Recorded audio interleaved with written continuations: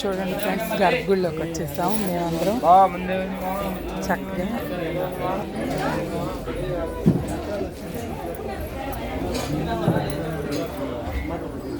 అన్నం పెట్టుకోండి. అబ్బాయి ఏం అదృష్టం మాది.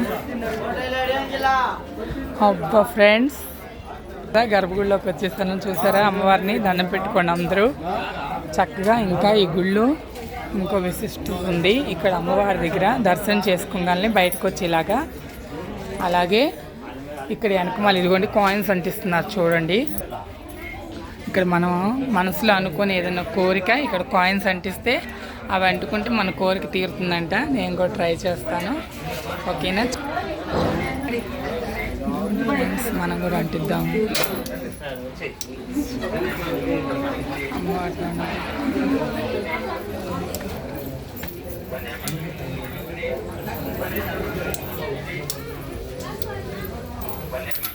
వా చూడండి, నేను అంటించాను, అంటుకుంది చక్కగా.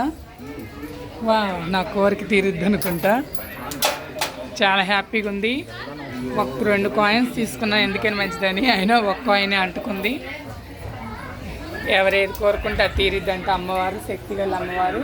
చూడండి ఎంతమంది జనము, వేలాది మంది, లక్షల్లో ఉన్నారు.